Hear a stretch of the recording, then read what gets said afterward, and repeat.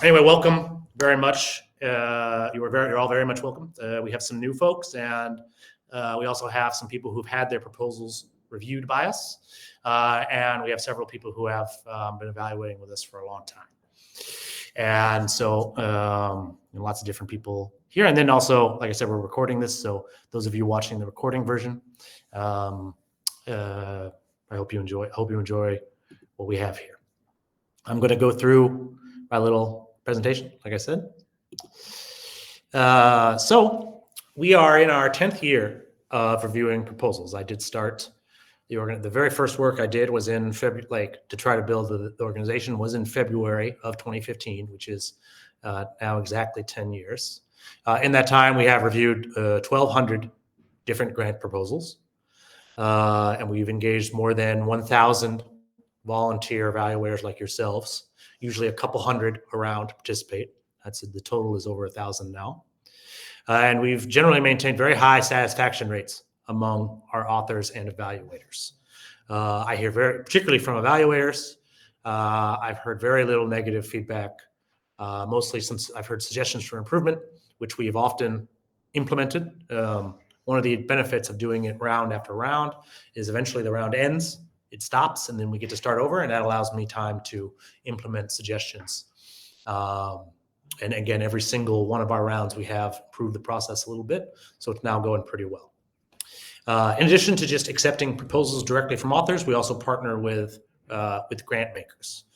We've partnered with over a dozen mostly over the last few years, including Kettering Family Foundation, the Solve Challenge at MIT, a couple giving circles, Circle for Justice Innovations, Next Gen Giving Circle in DC, Social Venture Partners, the Resolution Project. There's a program out of Kenya called Kujalink, and our current partner that we're reviewing some of their submissions is the Dental Trade Alliance Foundation.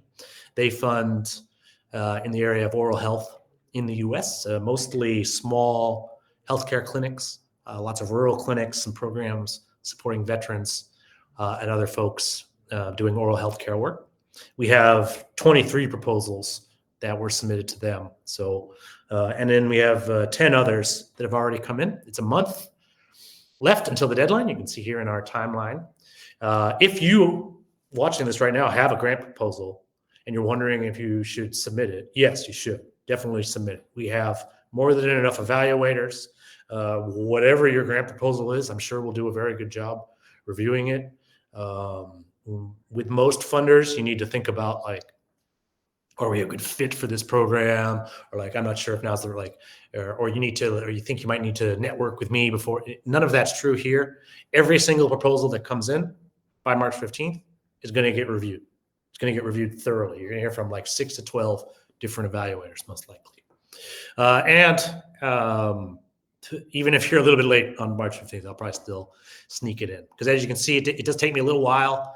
So this time period between March 15th and April 10th, that's when I'm reading the proposals, putting them all into the system, and matching them up with evaluators. So when you all signed up, you were asked, what kind of proposals do you want to review? I read that before I make the assignments. I also balance that against the needs, right? So let's say if everybody signed up and no one said they want to read oral healthcare proposals, I'm still going to have to assign these oral healthcare proposals to you. So I do my best to match the needs of our pool with what you want to review.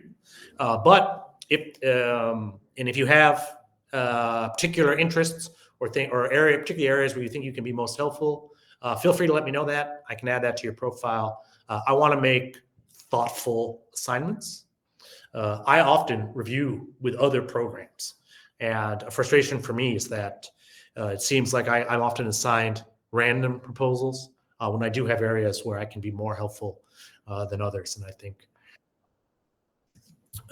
think that one of the reasons we've had, okay, sorry, it just says someone wants to join okay. Welcome. So we like to make our assignments thoughtfully. I think that's one of the reasons why we have a lot of evaluators that return year after year, and why our feedback is so helpful. I'll think, right, I've already assigned 6 reviewers who are familiar with the issue to a proposal. So I may then assign a few folks who are not, right? Maybe you have expertise in another field. I think that kind of feedback can be really helpful as well. My goal is to include a lot of different perspectives in each report. So you will receive an email from me on April 10th. I haven't been late with the assignments email in ever. I don't think we've ever been late. There were some close calls, mostly for tech reasons, but we get these assignments out. I've given myself plenty of time this round. And so you're going to get your assignments on April 10th. And I will send you several reminders between April 10th and May 23rd. May 23rd is when your feedback is due. I can take feedback late sometimes. And in fact, I may have some gaps to fill at that point, and I may start reaching out. The earlier you can get your feedback in, the better, because that helps me to address gaps, know which proposals need more feedback. I understand that you're all very busy people, and many of you are going to wait to the very last minute to do your feedback. That's fine. In fact, I'm pretty sure I think I've looked into this a few times. About half of the feedback that comes in the last 24 hours. You've got 6 full weeks to review, but half of it comes on the last day, which, understandable. I get it. But my favorite evaluators are the ones who do their assignments very early. And they get rewarded by, I'll ask you to do some more, probably. And then I do, once it's in, I can give a little bit of a grace period on the feedback deadline, but I have to send these reports out on June 1st. That's another deadline that I have never missed and do not want to miss. We have promised these folks to give them feedback by June 1st. And so I'm going to send these reports to them at that time. It'll hopefully have 6 to 12 reviews in each report. We did have a minimum of 7 last time, and 5 the time before that. I think it'll be pretty easy for us to get to 6 this time. The average is generally 12 reviews in a report. So it's 12 different people all independently reviewing the proposal. And I think you'll find there is no other program out there that gives that level of feedback. And then once they've got the report, a really important step, we can get into this more in the case studies later, is that we do offer feedback report discussions with the authors. About 80% of them take us up on that. Currently, it's my board chair and me. We talk with them for about 45 minutes. They're all coming from some of them are on savvy grant writing teams, and they need really sort of niche specific feedback. Others have never gotten a grant proposal before at all, and it's a lot more broad, our discussions. But this is the report discussion is a really critical part of the process. I'm going to share this. Like I said, we've been doing this for 10 years. We recently put this report together, which I'm very proud of. If you haven't had a chance, to read it, I've shared the link there in the chat. Lots of good stuff in there, including the results of some of our impact study that we did. I looked at some of the groups we reviewed in 2016, 2017. All the groups I looked at had 501c3s, so I was able to look up their fundraising totals then, and they were still around 5 years later, and I was able to compare that. These groups, so on average, nonprofits were raising about 20% more over that period. These are some groups that we've actually highlighted on our website and that our evaluators really enjoyed reading. In some cases, we were able to directly connect some of these organizations with grants. On average,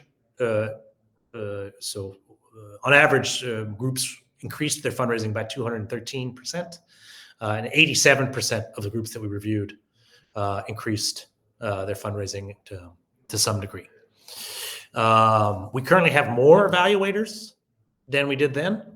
The reports are more robust. Back then, it was more like 3 or 4 reviews. So I expect that future impact studies will show an even greater increase. Based on those reviews, I have a few tips for how to be a helpful and candid reviewer. In general, I'll say that reviewing a proposal is very similar to public speaking. A lot of the same rules apply. So you want to establish your credibility, speak clearly, and know your audience when you're delivering things. I'll also say sort of do your best. Don't be shy. Our goal is to, if you have a response to the proposal we want to capture that response and get it in the report. It is less important to me that you're right or that you're correct about what you're saying, because many times funders, grant makers, people at foundations, sometimes they're wrong. They're going off of their responses as well. And in the normal course of events, our authors don't get access to those responses. So whatever you're thinking about the proposal, please share it. All of our authors have asked for feedback. And that's important to be clear about. We don't review for folks that don't want our review. They have deliberately opted in, share their proposal with us. As you're writing things, be helpful and candid. I like to keep those two words in my head as I'm reviewing. If I'm writing a comment, right, is this helpful? Am I being candid? I will also say we extend the benefit of the doubt to our authors. That can mean lots of different things, but unlike other programs, we're reading for a lot of different kinds of programs. They come from all over the world. They've applied to a lot of different funders. The proposal formats are in different formats. One thing that happens often is sometimes in the proposal, the attachment won't open, right? Or something may look off in the formatting. Don't assume they got it wrong when they apply to the funder.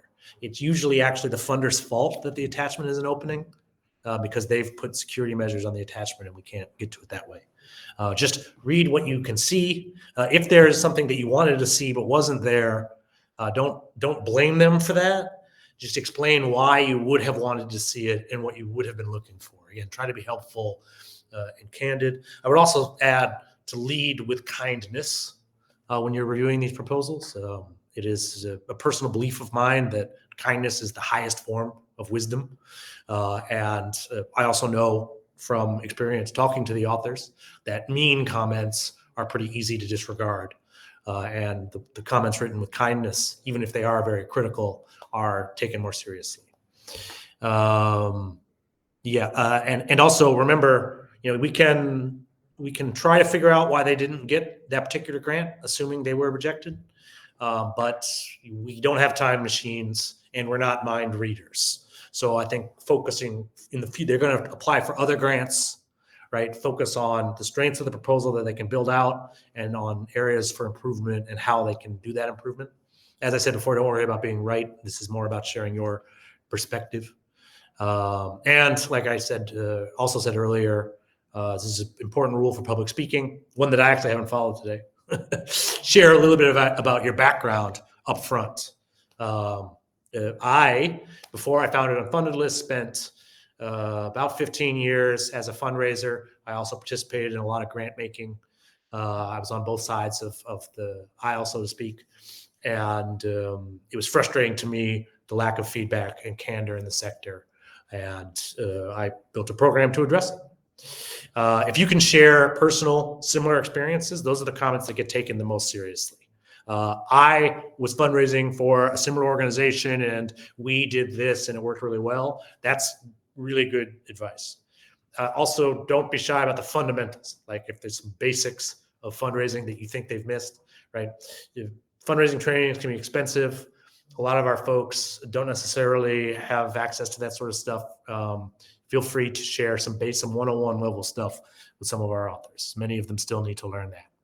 And just in general, it's not a particularly glamorous program. We're reading proposals and making comments on them. It's very, very helpful. It has tremendous impact, but it's administrative work.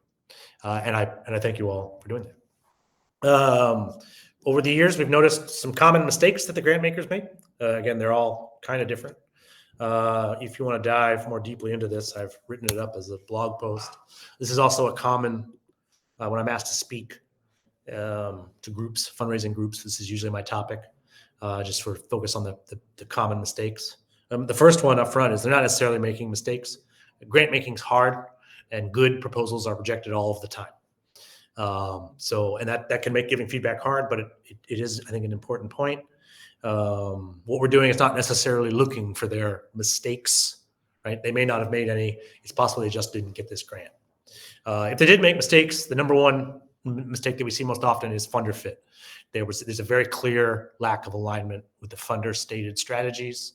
Going back to the fundamentals point, a lot of our authors don't know that they need to line up with the funder strategies. They think funders are this is just a grant opportunity. They believe they can convince the funder to change their priorities, right, because of the strength of their program, which maybe they can, but with the folks that we've seen that were not getting the grants, I think the most common reason has been they weren't actually a fit for the funder's stated priorities. I also think another thing that they fail to do often is remember that there are other people applying to the program. And you'd be surprised how often that I point this out to them in the report discussions, right? So I'll look into it and I'll see that the program they applied to got 2,000 applications and only gave 20 grants. And they're often surprised by those numbers. And they didn't really think about that when they were writing the proposal, which probably meant that they weren't as competitive as they could have been. Another thing that they lack, that they sort of forget about, is that it is human beings that have to read these proposals. The people reading your proposal probably have to read many proposals in the same format, and you want to keep that in mind. You might be the 7th proposal they read in a row. So that's one of the reasons to keep your answers short, make it very clear and accessible. We get some unrealistic requests as well. Folks asking for the entire budget, or sort of asking for more than they're ready for. Just unrealistic requests that aren't really born out of reality. There's also sometimes they're just ineligible, like they weren't, like, for instance, with our DTA partnership, they only fund in the U.S., but they regularly get applications from outside of the U.S., and that's a mistake. They believe, I've spoken to them, and they generally believe that they would be able to convince the author to fund them anyway, when the funder has been very, very clear, sometimes even for legal reasons, that they are funding in a certain area and they're not going to break those rules, no matter how strong the proposal is. And unfortunately, it's up to us to have to deliver that feedback to them. The funders don't. Like, the funders make it clear on their website up front very often, but not at the end. They don't really feel obligated to follow up with their ineligible applicants. Lastly, lots of groups, and this is something you'll see now. I see lots of folks who have lost some funding recently who want to pivot to other grants and are looking for opportunities to apply for. And that's probably not the right way to do it. Grants aren't the only way to fund a nonprofit or an initiative. There are many successful programs out there that don't rely on grant funding. It's time consuming and not necessarily fit for you. And some of the groups we review shouldn't be writing proposals at all. And that's something to keep in mind as you review. If you're interested in helping us out, the Unfunded List organization, beyond reviewing proposals, we have some board members here in the audience. Welcome. We're currently recruiting more. We have some committees as well. We like to do grant maker partnerships. So if you're involved in a fund that is receiving a lot of applications, I'd love to find a way to work with you to independently review those applications. As I mentioned, we currently have 2 folks, my board chair and I, who are trained to do the report discussions. These are sensitive discussions. I used to work for a cultural exchange program that was funded by the State Department, and I've been through the training that they offered to Peace Corps volunteers and returning Peace Corps volunteers, and some other cross-cultural trainings.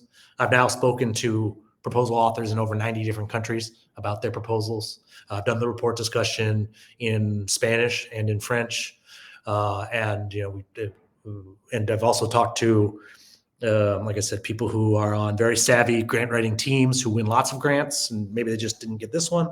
I've also talked to folks who've never gotten a grant before. So there's lots of stuff to go into training someone to be able to do those report discussions.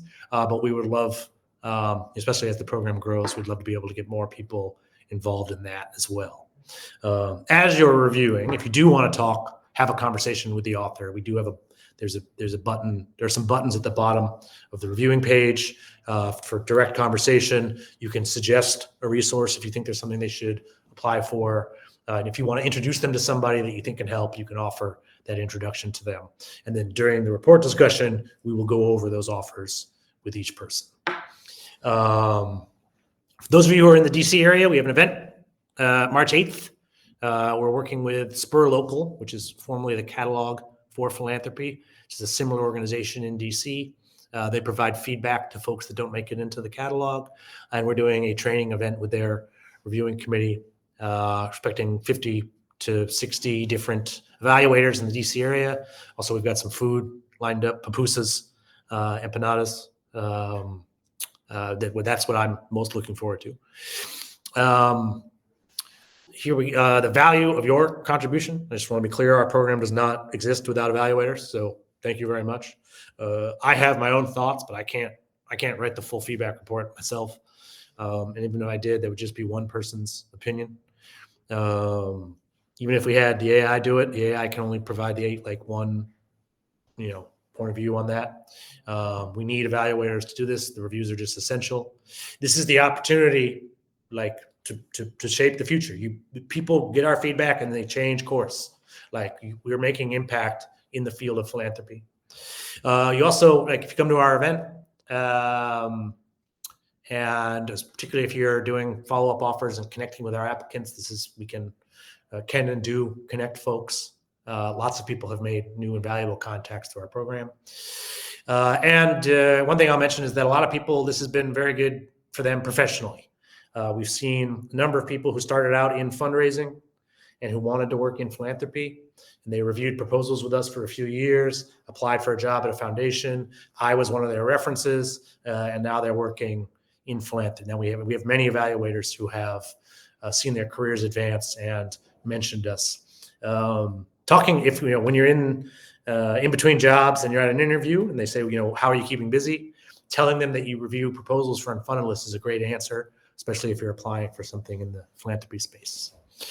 So I normally do this, the section I just did, I normally do that in about 35 minutes. And I did it today in about 20. So if I seemed like I was talking fast, I apologize. That was so I could get to these case studies that we have here. So I've just sort of jotted these down. I was in my email earlier today and did some research on some of the folks we reviewed in the past. One of the very first organizations we reviewed is a group called Accountability Lab, and they work on government accountability efforts all over the world. I've lost track of how many countries they are in. When they first came to us, they were in 3 countries: Mali, Nepal, and here in the U.S. And they're now in dozens of different countries.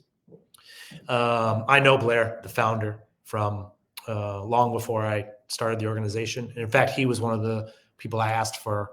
When I told him I had this idea, he told me he thought it was a good idea. In fact, I remember him saying that he would submit, if I did this, he would submit a proposal, which he did. He submitted a proposal in the very first round. At that time, their budget was $400,000. We did review 2 proposals with them. And by 2022, their budget had grown tenfold. They have a $4 million budget. They're in 12 different countries. In 2017, both Unfunded List and Accountability Lab, we were finalists for something called the Classy Award. So I was in Boston for that. I was a finalist, but neither of us won. And I was able to meet and speak with Blair and also the director of their Mali program, Musa, was there as well. And we sat and talked and had arguably the first report discussion about their feedback. And I remember I had just heard about the Obama fellowships. It was the first year of those fellowships. And I knew that they were interested in having talented folks from Africa apply. So I encouraged Musa to apply for that. And he won. He was one of the first class of Obama fellows. And that was one of the first times I had ever, through our program, we had suggested an actual thing to apply to and that they had actually gotten it. And then I've got some quotes here. Blair says, "The feedback we received was very useful, and it directly allowed us to shift some of the language we used in proposals and rethink some of the ways we were explaining what we do and the impact we were having." It's worth pointing out that they were fully participating in the program. So they sent more than one proposal to us. They were evaluating, so they were reading other people's proposals as well, and they came to some of our events and were able to connect in person. And so Blair went on to say that allowed us to get to know other Unfunded List organizations through meetups and events, and to get the word out further about the Accountability Lab and its work. I'm sure that this has helped build recognition and support. Currently, government accountability work is very important around the world, and Blair has 10 times as much money as he did when he first came to us, and is a leader in the space. We're very proud of him. And another Success story. This was a really big one. Right? So the accountability lab experience really, pressed upon me the importance of not just delivering the feedback report, but discussing it with the applicants as well. So in 2017, we began strongly encouraging all of our applicants to attend the report discussions. And then one of the first official discussions I had was with Christine Kim at Simprints. So Simprints is a very important organization globally now. They have a partnership with the Global Alliance for Vaccine Initiatives, Gavi, and they've done a lot of work in the international development space. They're a London-based program, and in 2014, before they came to us, they won one of the global grand challenges. I'm not sure if you folks are familiar with those, but those were led by the Gates Foundation. There was funding from USAID, also from NORAID and from Canada and some other big international funders. And they got that global grand challenge money in 2014, and that sort of led them to believe that that was the type of funder that they needed to get funding from. Because they were based in London, they assumed that, right, DFID, that they would need to get, I remember they were sort of really distraught when they came to us because they had been rejected so DFID is now, I think, called UKID. And it's basically England's version of USAID. Slightly different, but it's a government funding program. And they really believed that the key to scaling up for them, right, they weren't going to win the Global Grant Challenge again. So if they didn't get this DFID grant, they didn't see a future for themselves. I remember that's what they said when they first sent the proposal, and that was sort of Christine's thought when she first came in. One of the reviewers on their proposal was my mother, and one of the things that she wrote was that she admired the work, and then I remember she wrote a comment that struck Christine as odd and came up in the report discussion. So my mom was a women's studies professor at Colby College and Duke University, and the work that Simprints does is very culturally relevant in parts of the world that have different cultural values than the U.S. And also they're very aware of the fact that there is like dishonesty in the sector. So they have in refugee camps, one of the Simprints products is a fingerprint scanner, and in fact it's a mobile fingerprint scanner that can even scan a baby's fingerprint. Scanning a baby's fingerprint is very difficult. So determining the identity of babies in refugee camps was a huge challenge for international development. Simprints can solve it with the technology that they've developed. Their founders are technologists from Cambridge, some of the best in the world at biometrics, and they have a number of different solutions. The fingerprint thing ended up becoming very relevant when it comes to vaccines and keeping track of who'd been getting their medicine and what. In their submission to DFID, they were really upfront about some of the dishonesty challenges they face when trying to do that work. And my mother pointed out that she was disheartened to learn about those dishonesty challenges. And she wrote, as a Western feminist scholar, I'd like to see more work addressing some of those challenges and explaining those challenges, right, to a Western audience. And in the discussion, Christine was very confused by that so she said to me that everybody at DFID knows about those challenges, so we don't need to explain them. And I was like, yes, but there are other like that, and that prompted me to say, but like if you were to apply to other things, right, particularly because this technology is very interesting. There are technology innovation challenges and other types of funders, feminist funders, and others that you're going to want to explain this program differently. They had only ever explained their program one way. They had one stock draft of their grant proposal that they were using, which is a very common thing that we see here. And we started talking to them about other programs that they could apply to. One of the evaluators on that proposal is my friend Anastasia Delaccio, who is the gelato queen of DC and also does a lot of interesting work in philanthropy. She owns Dolce Gelati in DC, if anybody likes gelato in the DC area. At the time, she was the director of the WeWork Creator Awards. You may know the co-working space WeWork. somewhat controversial. It wasn't at the time. They were just starting out, and as a marketing effort, they had these big creator awards, and they actually launched in London, where Simprints was.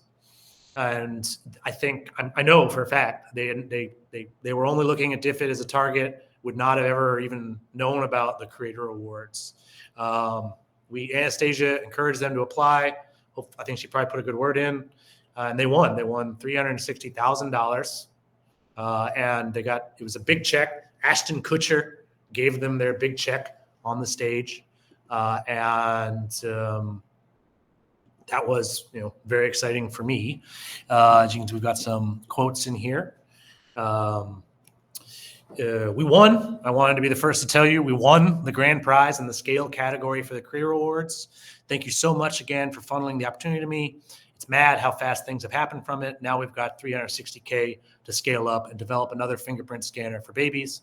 I think saying that we owe you a drink is a vast understatement. I noticed that today. I want to point out they have not bought me that drink yet. So I think I will follow up with Toby, who's still working there. And then just lastly, on a personal note, I asked permission to share this part. On a personal note, one of my colleagues who helped us with prepping for the award was going through a bit of a rough patch.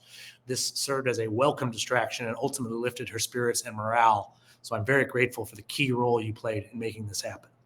I think if it weren't for this specific instance, I might not still be doing this work.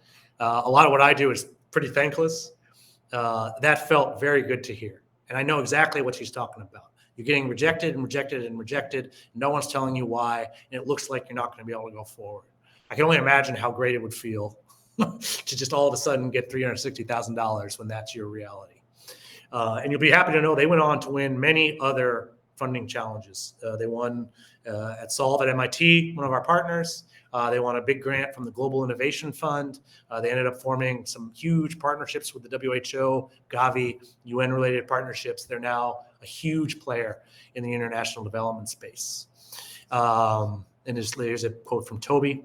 For teams like Simprints, it's not just the feedback on form, which is fantastic and really important to us, but also including feedback on fit. For example, suggestions of where something like this proposal could be a good fit, both in the report itself and in the report discussions, is really, really valuable for grantees. Toby has a really great Londoner accent, so when he said that, it sounded much cooler. But this is particularly relevant now. Some of the groups that have already sent us proposals and that will send us them over the next month have lost their USAID funding, right? They had some USAID funding and they lost it. That is similar to the situation that Simprints was in. We were able to walk them through it and make them into a very successful organization, having impact all over the world. And we were able. Somebody was having a rough patch, and we were able to turn their spirits around as well. And I didn't even get my drink out of it. But that's not why I do this. So here is my friend Joseph. Joseph's from, and you can see he's wearing his Unfunded List sweatshirt there. He is from Haiti, but when I met him, he was in DC. He was a doctoral student at Howard University. It's a chemical engineering degree that he just finished just last year. He also is the founder of an organization called Home Roots Foundation that runs a bunch of programs in Haiti, mostly supporting women entrepreneurs. There's a Women and Goats program in particular that has been quite successful. He had the Home Roots Foundation was founded when he was very young, when he was like 18 or something. And it's been around for a long time. And it operated just off of his elbow grease for most of its history. And he had tried to apply for grants. It had never gotten anything, never gotten any responses from anyone. And I think he was near giving up on it when he was encouraged to send a proposal to us. We gave him several rounds of feedback, had some really good proposal discussions. Nothing, he is a chemical engineer, so his skills are not necessarily in storytelling or the kinds of things that make for compelling proposals. And so we were able to sort of talk him through that, encourage him to get help from some people who do have experience with grant writing. That is something we some feedback we give often, and I think it's okay to give it, particularly relevant now. You are, like I said earlier, you're competing against other proposals, and many of those proposals were written by professional grant writers. I wouldn't expect to be able to compete against the Yankees, right? If you're not a professional grant writer, you should expect to lose to professionals. After a few rounds of report discussions, also we did an event down in North Carolina called Unfunded in the Pines. That's what this picture is from.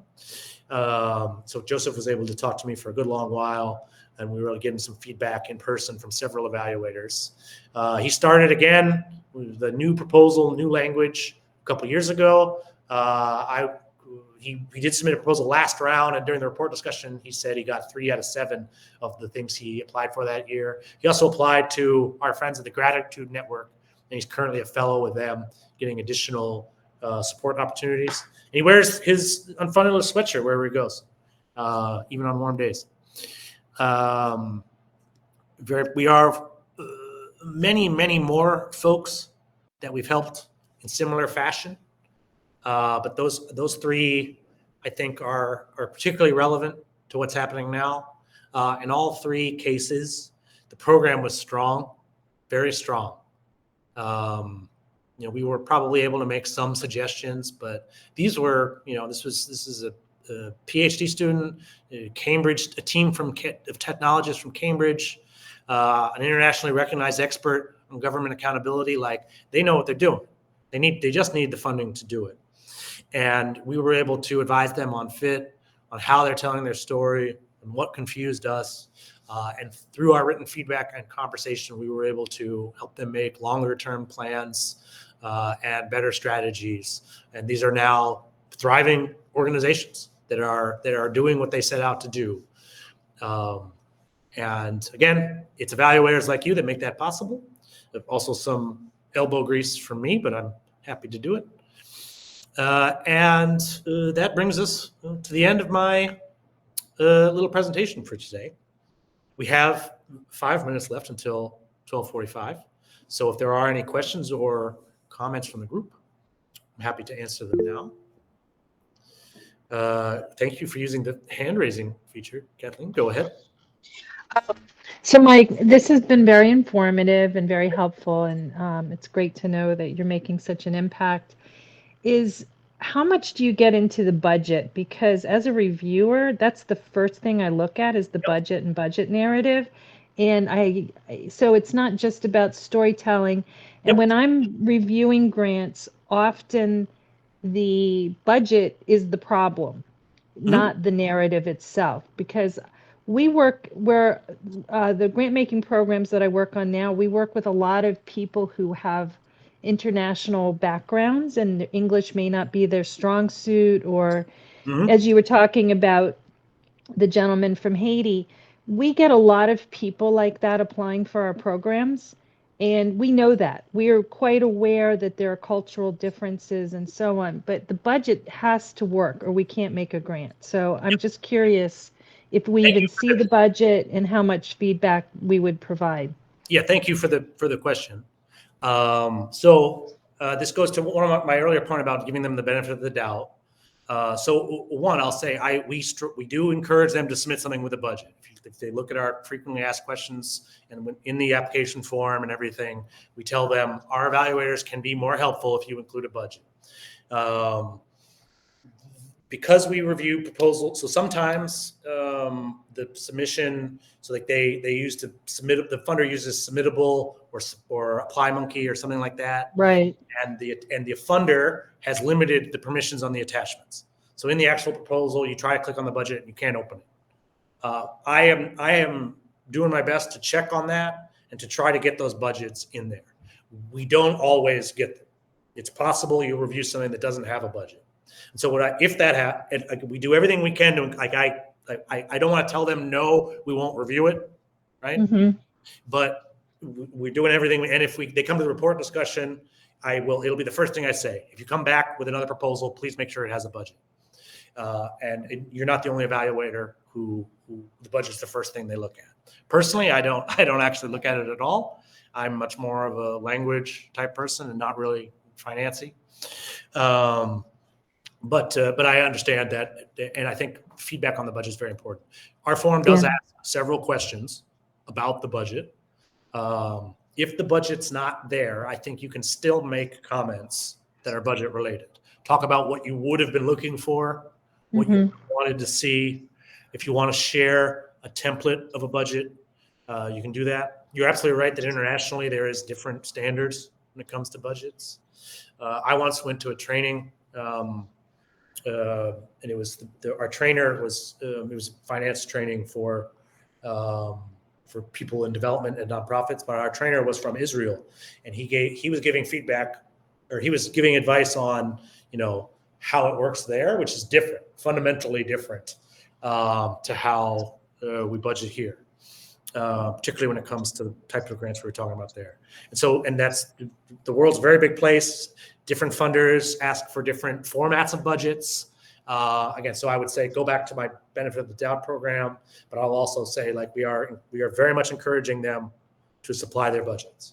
All of the DTA Foundation proposals that we have 23 of, they all have budgets that are in the same format that was asked for by DTA Foundation. And I think most of the other proposals we've gotten in now do include the budget, and there is several questions. One of my favorite questions on the form, the one that I think often yields very good feedback, is does the narrative connect to the budget? Sometimes we'll see that there is a budget and there is a very strong narrative, but I don't see any, it looks like they came from different organizations, right? Right. It was attached Yeah. as a thought, and there's not sometimes it doesn't even line up. The numbers are different. There's things in the budget that weren't mentioned in the narrative. Narrative. Yeah. Yeah. That's grant writing 101, is that your budget and narrative must reflect each other. But not especially when they're using a template over and over again, that's when I think they get into trouble. But when you're reviewing lots and lots of applications, looking at the budget can really help you to understand the strength of the organization, which isn't to say we will sometimes fund organizations knowing that they're higher risk because they meet a particular need. But they're more likely to be successful if they have a solid budget. I mean, I've worked for a private foundation, for government. We've submitted all across, we work a lot with Kresge Foundation, and everybody wants a strong budget. Yes. And so let me ask you a question, though. Something that we do see often is, they're trying to fundraise for a program in the future, right? And there's their budget is generally we will spend however much money we raise, right? Yeah. And they don't know how much they're going to raise next year. Right. So, but they should have some basic understanding of what the costs are. That's what I'm looking for. It's both they under ask and they over ask, but the under asking is troublesome as the over asking, because it shows me that they don't really know what they need to be successful at their program, particularly when it comes to salaries. We see a lot of, we will pay $10,000 for an immigration lawyer. It's no, you won't. You will never hire, and your program will never spend the money because we see a lot of that. I've seen some proposals through the Kujalink partnership. We reviewed a lot of proposals from the world's poorest countries. And sometimes the finances are very difficult for me to evaluate, because they're saying, this we can do, this will cost $200, this will cost $100. And I think they're right. But right. And I did I looked into it and I'm yes, actually things are very, very cheap there. Yeah. We're talking about, but we're talking about nonprofits that are doing business in Montgomery County, Maryland, which is one of the most expensive. I'll say you can be a little bit, if it's a American who should know better, then I think you can write differently. Right? We do also ask, there's a question on the form about the author. We ask, what is your first language? Have you written proposals before? Do you have experience with these things? Right. I think you consider that. If it's absolutely. Yeah, we do that. You can be a little bit more critical.